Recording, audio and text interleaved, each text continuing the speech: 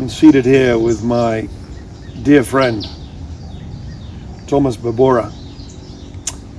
The pair of us were an incredibly successful formula and have been since the outset of Salama Fikira.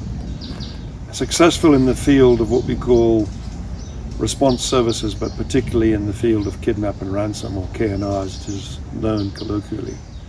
The very outset of piracy of Somalia really came about as a precursor in 2005 and 6 and started to blossom in 2007 and 2008.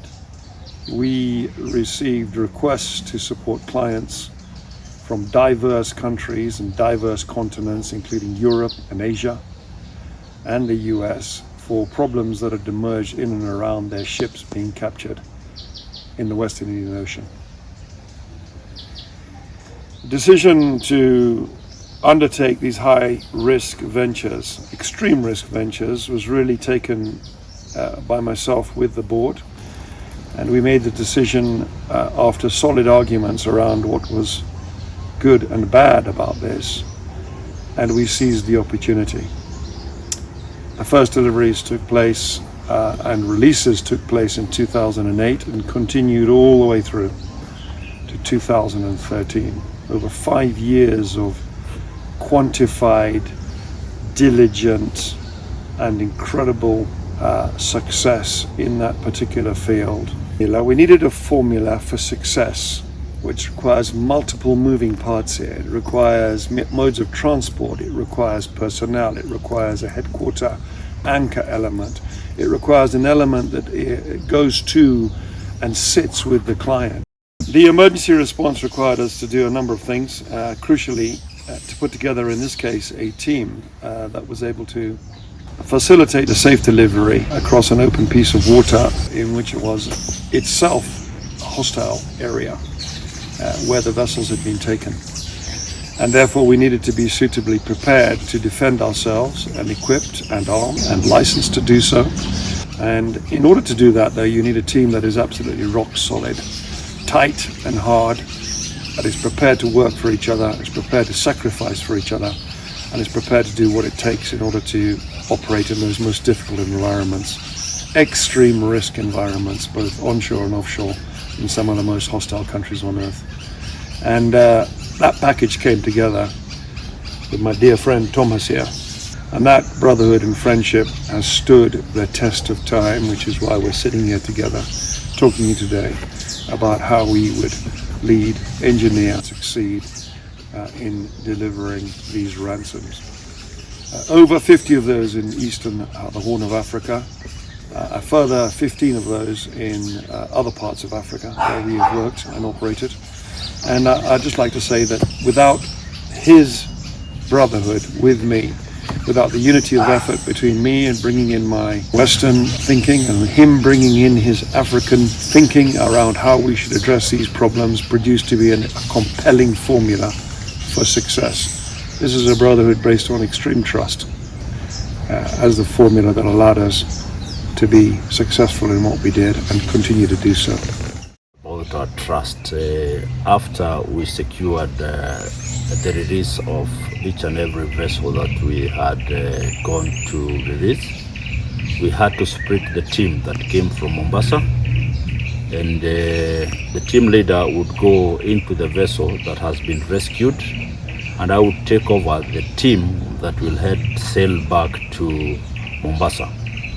It is also sensitive as to the fact that even that one that we were sailing with, being a tag, would also be taken, and now the rescuers becomes victims, and there will be need to pay ransom for us. But we did it securely.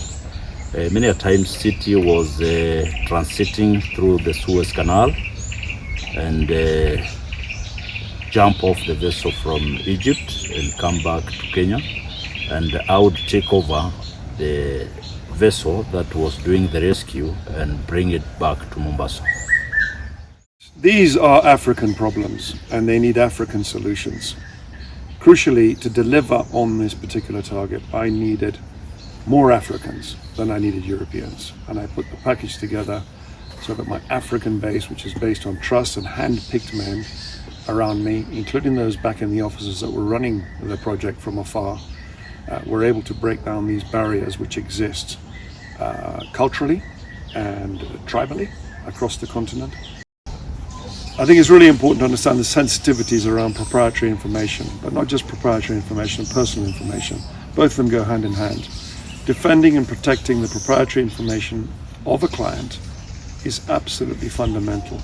In all these years, we've never let out who those clients were, where they're from, how they were captured, how it was released, or any information about their vessels, the conditions we found them in, their crew, and what they were like after we had successfully released those vessels. We've kept that information tight, as it should be.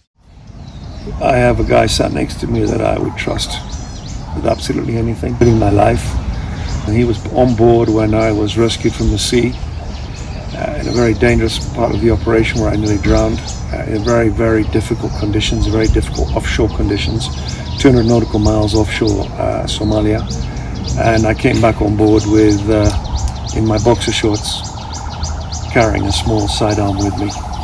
And if it wasn't for Thomas and the other Mandugu on board that vessel, we would never have achieved what we intended to achieve. On the same vessel, the same day, we were to have lunch in that descent vessel that we had rescued. And the sea was a bit rough, and I was not very much experienced from jumping vessels. But Conrad, when I was with him, I had that courage that every time he told me, do what I'm telling you, if you fail, I'll be there for you. So my brain always worked knowing that when I could do something that I will ask myself later, am I the one who did this? Because he always told, we had one of our member was from the Navy, but I was able to perform better than him because always City told me, you are number 2 and you're coming after me. If something happens, I will be, if you fall, I'll be there to rescue you. And my brain was built up in a way that whenever I'm with him, maybe I am safe. And he was built to the fact that whenever he goes out of the vessel to the other one, everything will be learned the way he wanted done. Because he knows I am a no-nonsense man. If I have instructions that you do this, that is what the team will do. And that is how we build the trust, the unduguness, the brotherhood, and bear the name of Ndugu. I'm very proud that we've been able to carry out multiple deliveries across the African continent with a very strong history of doing so in West Africa, including Nigeria. And we've done that not just for maritime tasks, we've done that for what we call land-based scenarios where individuals have been taken into land redoubts, secreted away, and exactly the same formulas for that have worked onshore as they have worked offshore. In doing so, we have delivered in and around 15 packages into difficult areas, and in every case released those individuals. In all cases, they're run from our head office here in Nairobi, in Kenya, using subunits in the respective countries where we were operating.